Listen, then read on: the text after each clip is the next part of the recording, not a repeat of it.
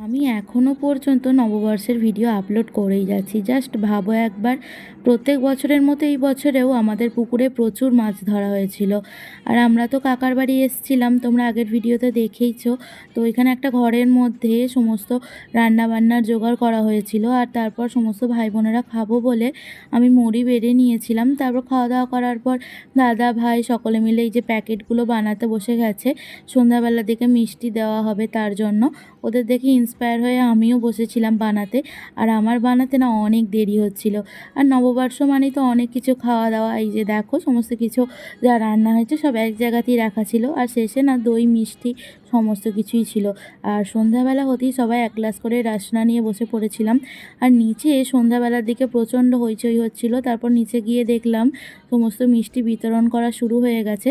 তারপর কাকাদের বাড়ি থেকেই খাওয়া দাওয়া করে বাড়ি ফেরার সময় দেখতে পেলাম বন্দে ভারত। তো চলো।